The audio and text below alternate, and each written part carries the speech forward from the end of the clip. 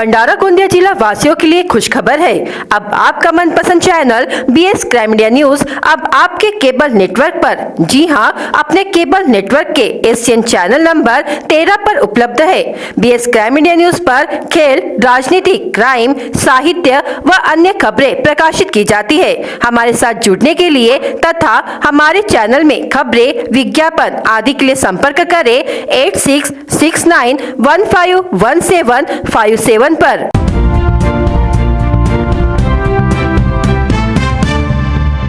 28 जून को महालगांव फाटे पर सरपंच पारस भुसारी के नेतृत्व में महालगांव सोंडिया सड़क की जर्जर हालत को लेकर तीव्र आंदोलन किया गया। इसमें सिहोरा परिसर की जनता भारी संख्या में मौजूद थी। इस क्षेत्र के नदी घाट एवं सोंडिया में रेत डिपो मंजूर है, लेकिन इसकी आड़ में अवैध रेत का भारी उत्खनन शुरू है। नतीजतन ओवरलोड ट्रक इस सड़क से रात दिन तेज रफ्तार से दौड़ रहे हैं। इस कारण ब्राह्मण टोला के पास पीने की पाइपलाइन भी तोड़ दी गई। कई किसानों के खेतों में पानी जाने वाले छोटे पुल भी इनका शिकार हो गए। इन समस्याओं को हल करने एवं लाचार प्रशासन को जगाने के लिए रास्ता रोको आंदोलन किया गया। इस आंदोलन में पूर्व सांसद शिशुपाल पटले, बिनाकी के सरपंच देवेंद्र मेश्राम, राजेंद्र बघेले, संतोष बघेले, भुवन पारधी, रामदयाल पटले, गणेश ठाकुर व अन्य प्रमुखता से उपस्थित थे। अपनी मांगों पर अड़े आंदोलनकारियों ने तुमसर बालाघाट मार्ग को 4 घंटे तक रोका। अनुचित घटना को रोकने के लिए सिहोरा पुलिस के थानेदार नितिन मदनकर के मार्गदर्शन में पुलिस बल तैनात किया गया था। तुमसर के नायब तहसीलदार जाम्बुलकर ने आंदोलन के दौरान उपस्थित होकर समस्या सुनी और सड़क की दशा देखकर डिपो धारक से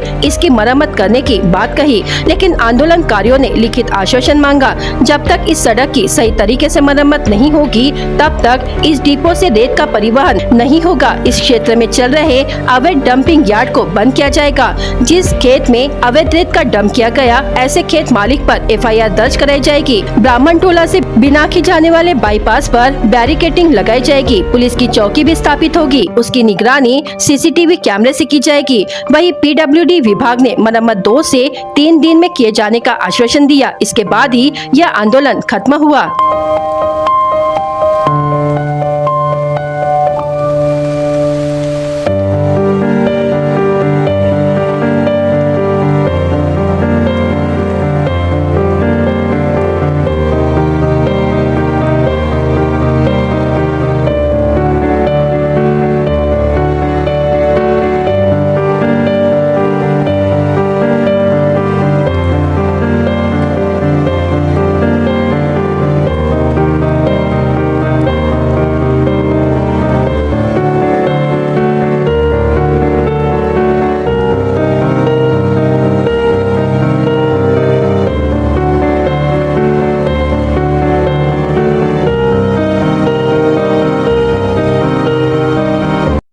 चालण्यासाठी त्रासाचाच आहे, मुलांना वगैरे आणि बाकी लोकांना त्रास होईल।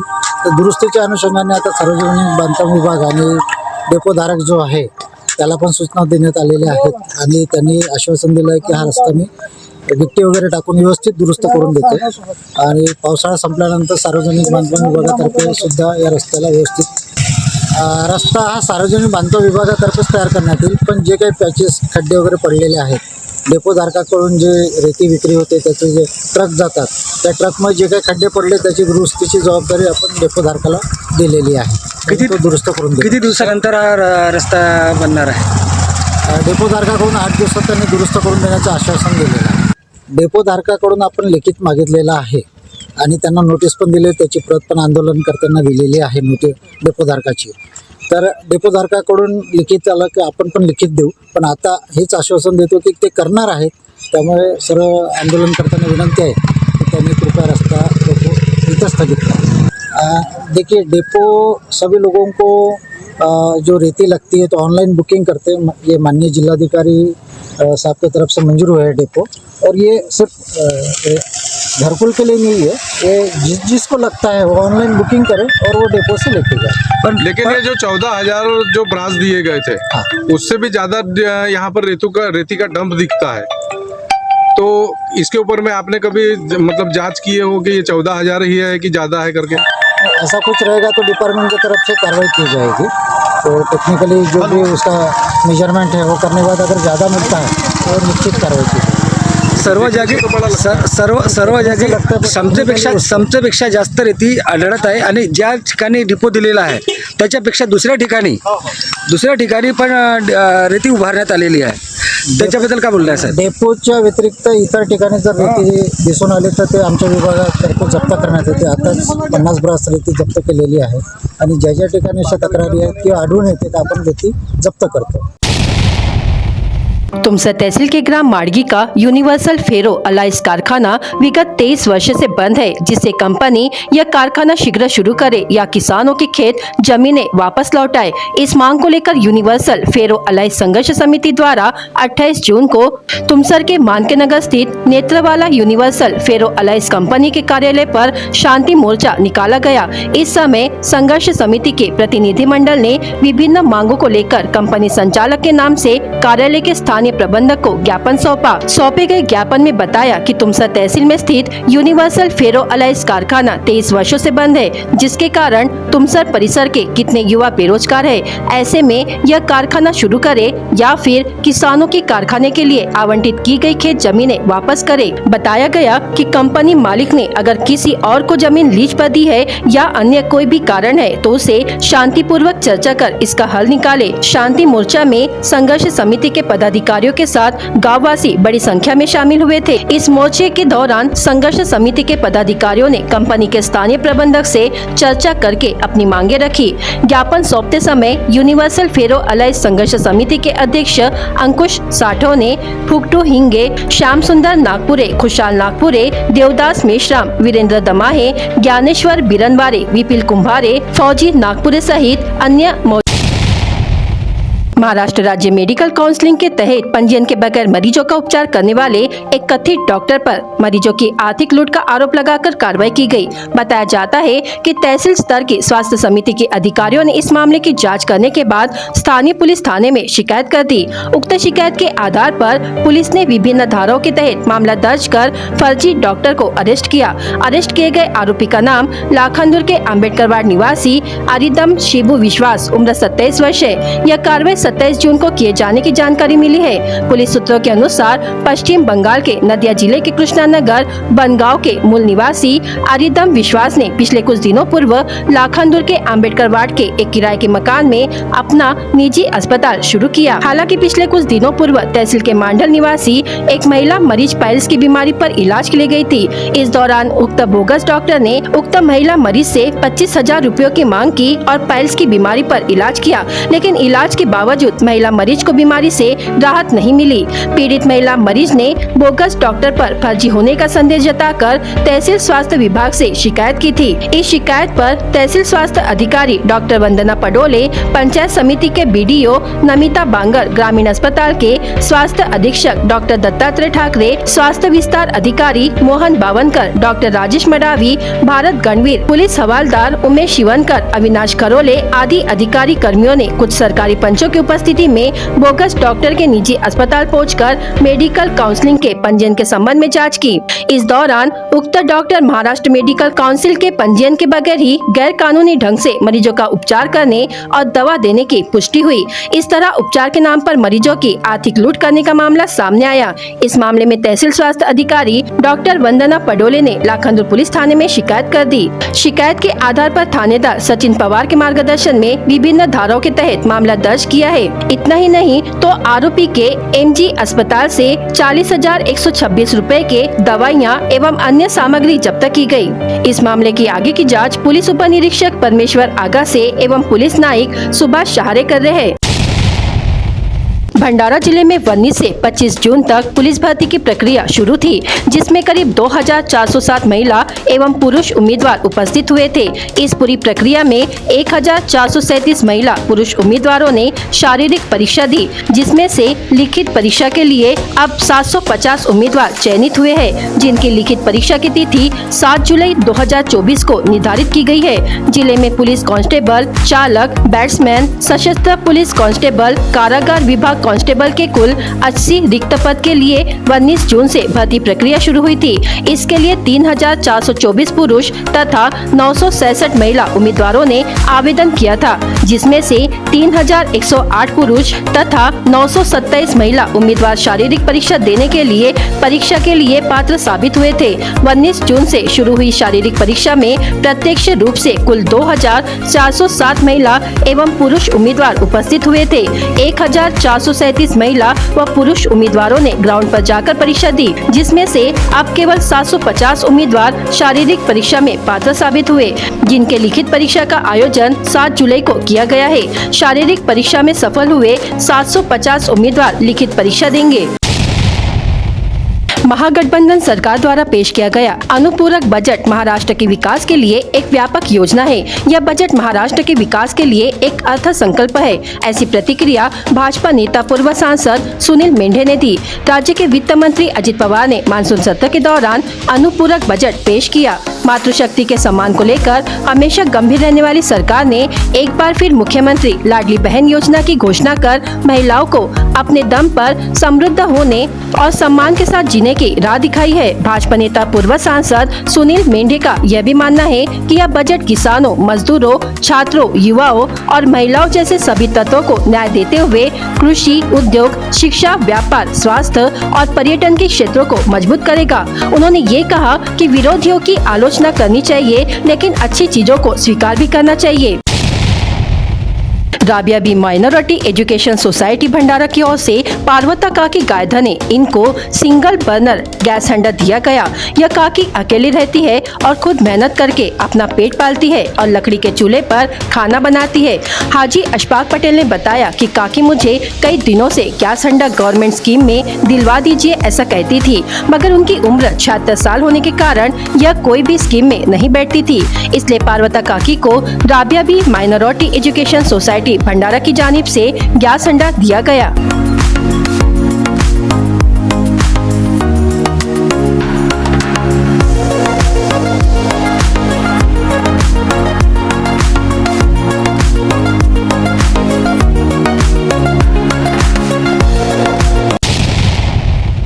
महंगाई ने तो हर किसी की कमर तोड़ दी है। गैस सिलेंडर, पेट्रोल, किराना, अनाज के दामों में वृद्धि के बाद अब बारिश के मौसम में सब्जियों के दामों में भी उछाल देखा जा रहा है। इससे गरीब व सर्वसाधारण लोगों का बजट बिगड़ गया है। टमाटर 60 से 80 रुपए प्रति किलो बिक रहे हैं, वही करेला भी 60 रुपए प्रति किलो मिलने से लोग परेशान हो गए हैं। सब्जियों के बढ़ते दामों ने हर किसी की कमर तोड़ रखी है। सब्जी के भाव इतने बढ़ चुके हैं कि लोगों की थाली से सब्जी गायब होने का समय आ गया है। सब्जी व्यापारियों ने बताया कि सब्जियों के दामों में और बढ़ोतरी होने के आसार है। बाजार में यदि 100 या 200 रुपए लेकर गए तो उसमें 2 या 3 वक्त की सब्जी के ऊपर खरीद नहीं पा सकते। गरीब हो या अमीर, सभी को खाना खाते समय थाली में सब्जी जरूरी होती है, लेकिन सब्जी के इन बढ़े हुए दामों ने आम आदमी की थाली से सब्जी गायब ही कर दी है।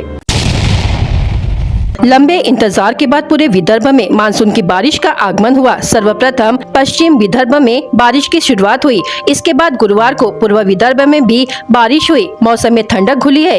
विदर्भ के कई जिलों में गुरुवार रात से ही मध्यम से भारी बारिश हुई। मौसम विभाग ने अगले 5 दिनों तक बारिश का येलो अलर्ट जारी किया है। येलो अलर्ट का मतलब होता है कि कभी भी मौसम की खतरनाक स्थिति बन सकती है। बारिश में होने वाली मुश्किलों से निपटने के लिए तैयार रहे। तेज हवाएं चल सकती है। जून के दूसरे सप्ताह में भारत मौसम विज्ञान विभाग ने पश्चिम विदर्भ में मानसून की बारिश के आगमन की घोषणा की। मौसम विभाग ने घोषणा की है कि पूर्व विदर्भ में भी मानसून की बारिश हो चुकी है।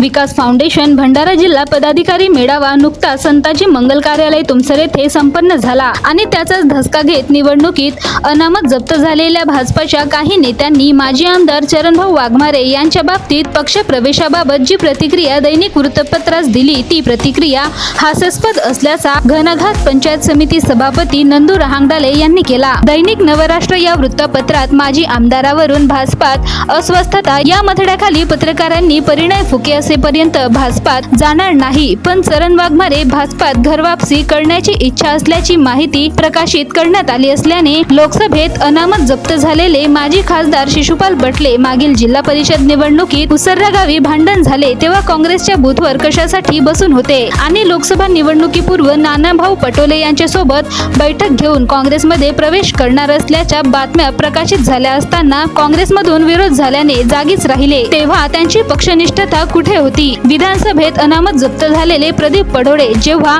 2014ला चरणभाऊंना भाजपची उमेदवारी जाहीर झाली तेव्हा तुमसरच्या अतिथीगृहात धिंगाणा घालत निवडणुकीत चरणभाऊंच्या विरोधात प्रचार केला तेव्हा त्यांची पक्षनिष्ठता कुठे होती? उलट नगर परिषदेच्या निवडणुकीत भाऊ आमदार असताना सर्वकष प्रयत्न करून नगराध्यक्ष बनविण्यात महत्त्वाचा वाटा आहे. चरणभाऊंनी जिल्हा परिषद अध्यक्ष उपाध्यक्ष पदाच्या निवडणुकीत राष्ट्रवादी काँग्रेसचा विरोध केला म्हणून भाऊंना पक्षातून निलंबित केले, पण ग्रामपंचायत निवडणुकी काँग्रेस पक्षासोबत युती करून स्वतःचा स्वार्थ साधणारे निशिकांत इमले यांनी पक्षनिष्ठता कुठे गहाण ठेवली होती? जिल्हा परिषद निवडणुकीत उमेदवारी न मिळाल्याने मुन्ना पुंडे यांनी एरली क्षेत्रात कोणत्या पक्षाचा प्रचार केला हे क्षेत्रातील जनतेला चांगलेच माहीत आहे, तेव्हा त्यांची पक्षनिष्ठता कुठे होती?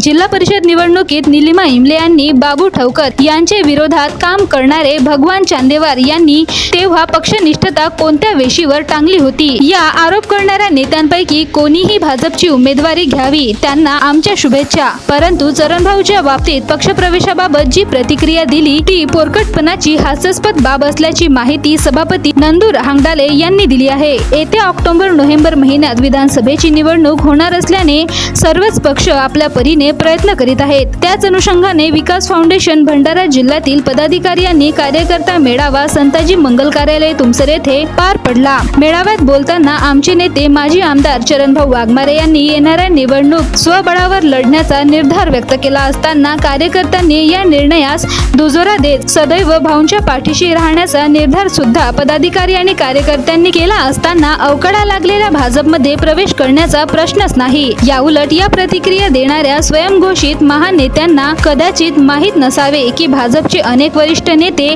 चरणभाऊंची मनधरणी करण्याचा प्रयत्न करीत आहेत. या नेत्यांना चरणभाऊंचा एवढा धसका घेतला आहे की यांना स्वप्नातही चरणभाऊ दिसतात. राहिला प्रश्न प्रवेशाचा, त्या बाबतीत या महानेत्यांनी चिंता करू नये. आपल्या ताकदीने भाजपची तिकीट घ्यावी आणि पुन्हा अनामत जप्तसाठी तयारीला लागावे. चरणभाऊच्या बाबतीत बेताल वक्तव्य करू नये. भाऊंची ताकद आपण लोकसभेत पाहिलीच आहात, विधानसभेत पण दिसेल असे खुले आवाहन सुद्धा सभापती नंदू हांगडाले यांनी व्यक्त केले. BS क्राइम इंडिया न्यूज आपके सामने पेश कर रहा है भंडारा क्राइम वारदात। हर जुर्म से हम आपको कराएंगे अवगत। आपके अपने चैनल पर रोजाना शाम 7 बजे, तो देखना ना भूलिए क्राइम वारदात। मोहाली के तहसीलदार और उनकी अधीनस्थ टीम ने बेटाला घाट पर छापामार कार्रवाई की। इस कार्रवाई में वहां अवैध रूप से संग्रहित कर रखी गई 78 ब्रास रेत के स्टॉक को जब्त कर लिया गया। शराब पीकर सड़क पर वाहन खड़ा कर यातायात बाधित करने वाले वाहन चालक के खिलाफ पुलिस ने कार्रवाई की। मोहगांव खदान निवासी झाम सिंह उर्फ रिंकू केवल राम पटले उम्र 32 वर्ष को शराब के नशे में चलाते हुए पाया गया। पिछले वर्ष ठेके पर लिए खेती से पर्याप्त फसल का उत्पादन नहीं होने पर कर्ज में डूबे एक किसान ने फांसी लगाकर आत्महत्या कर ली। मृतक का नाम डांबे विरली निवासी विनोद नकटुडोरे उम्र 48 वर्ष है। सावरला निवासी सुषमा सोमेश्वर काटेखाय उम्र 36 वर्ष ने घर में गोबर की पूजा की और यह गोबर गांव के बाहर फेंकने चली गई। इस दौरान घर न लौटकर उसने विनोद तेजराम जीपकाटे के कुएं में कूदकर आत्महत्या कर ली। पौनी पुलिस ने शिकायत पर मामला दर्ज किया। तिरखुरी निवासी वनीता यादवराव चौधरी उम्र 40 वर्ष ने पैर दर्द से तंग आकर पुरुषोत्तम चौधरी के कुएं में कूदकर आत्महत्या कर ली। पालनदुर पुलिस ने मामला दर्ज कर लिया। जहर खाने के बाद उपचार के लिए अस्पताल में भर्ती व्यक्ति की मौत हो गई। मृतक बोरी निवासी दुर्योधन गुलाब उकरीकर उम्र 36 वर्ष ने 23 जून को जहर खा लिया था। जिला अस्पताल की गहन चिकित्सा इकाई में इलाज के दौरान 27 जून को उसकी मृत्यु हो गई। राजगोपालाचारी वार्ड भंडारा में अज्ञात चोर ने आंगन में रखी दोपहिया वाहन की चोरी कर ली। राजगोपालाचारी वार्ड निवासी परमेश्वर नारायण शिंदे उम्र 47 वर्ष ने अपने घर के सामने दोपहिया वाहन को रखा था। अज्ञात चोर ने मौका देखकर बाइक चोरी कर ली। भंडारा गोंदिया जिला वासियों के लिए खुश खबर है। अब आपका मनपसंद channel BS crime India news अब आपके केबल नेटवर्क पर, जी हां, अपने केबल नेटवर्क के एशियन चैनल नंबर 13 पर उपलब्ध है। BS क्राइम इंडिया न्यूज पर खेल, राजनीति, क्राइम, साहित्य व अन्य खबरें प्रकाशित की जाती है। हमारे साथ जुड़ने के लिए तथा हमारे चैनल में खबरें, विज्ञापन आदि के लिए संपर्क करें 8669151757 पर।